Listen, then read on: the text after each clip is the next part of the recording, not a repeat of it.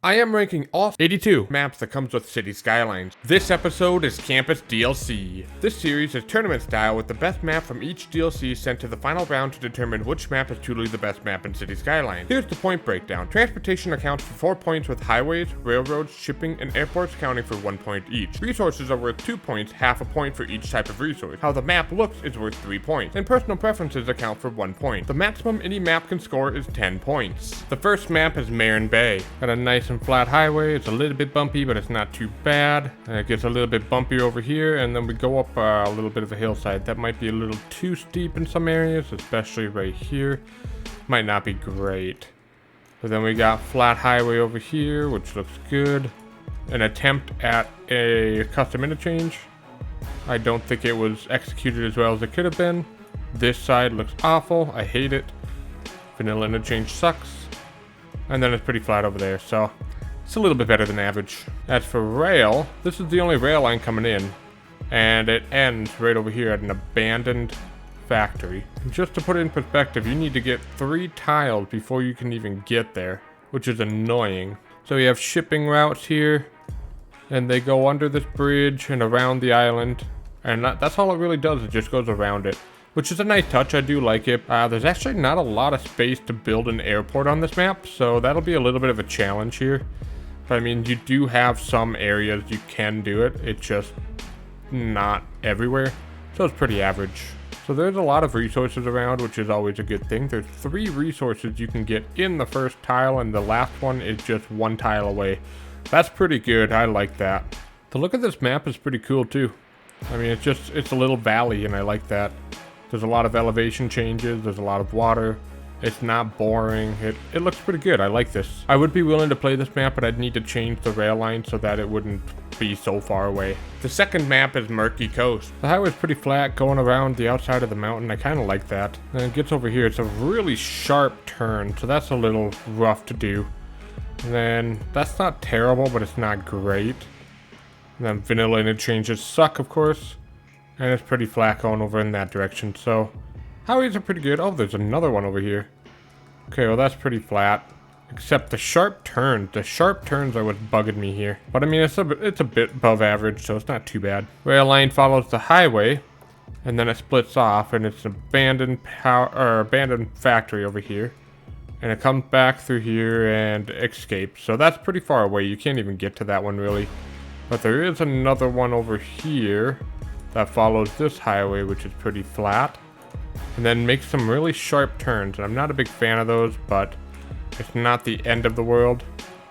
And it does go up pretty steep here. And it is right next to the starting square, so that's good. There is a shipping route in here, but it's not very imaginative, so it's just average. There are quite a few spaces you can build an airport in here. Well, there's quite a few resources, but oil's kind of lacking. And you only get farm and forestry in the first tile, and ore is pretty far away.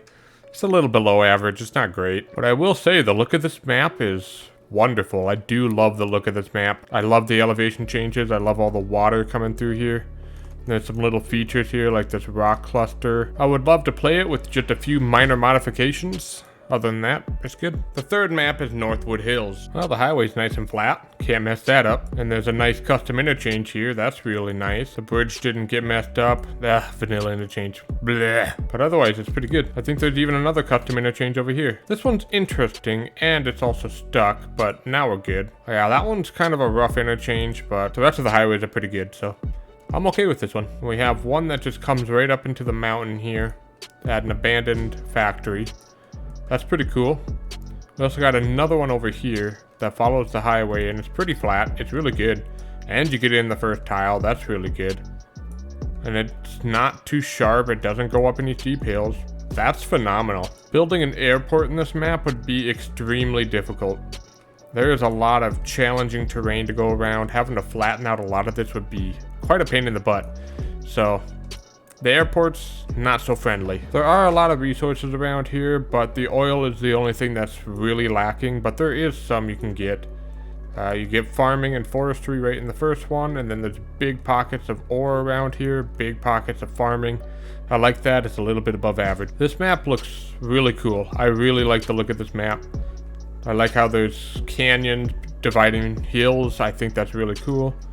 There's a lot of elevation changes, a lot of water. I just think this map looks great. This is my favorite map from the Campus DLC pack, so this is the one I want to play the most. The fourth map is Rosland Peninsula. The highway starts out pretty flat. It's not bad. I like it. It's a little bit steep there. That's not great. A nice custom interchange from the developers. Can't go wrong with that. Nothing too steep in terms of highways, so that's pretty good. We got a little bit of a steepness here and a little bit of steepness there, but honestly, it's probably one of the best vanilla highways I've seen. They did a pretty good job with the railroad. It might be a little steep in some places, but it's not terrible. It's definitely steep in this area. That's a little too steep, and it's really steep there as well, so it's not as great as I thought it was. Shipping routes are all around the peninsula, so that's good. Well, there is quite a bit of space to build an airport, especially on this side.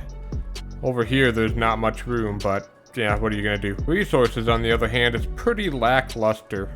I mean, you got plenty around, but in your starting tile, there's not a whole lot. As for the look of this map, I do really like the look. This mountain ridge is really cool. I do appreciate that mountain ridge. And what I play on this map today, it's like right down the middle. The fifth map is Wolf Creek. Starts out pretty good, but it's really twisty, really windy. Of course, a vanilla interchange will go up this way. I can already tell you this one's pretty steep in some sections. Carving that out, it does happen, but that looks pretty terrible. Yeah, it's really twisty. There's a lot of steep sections. Not a big fan of that. That's really bad. It's not even good. It's bad. We'll go with the railroad now. And I can already tell this is really bendy. It's not looking great. And then it's really steep in this area. Yeah, that's not great. It's really sharp too. Really sharp turns. That's awful. That's atrocious. That's atrocious. That's really steep.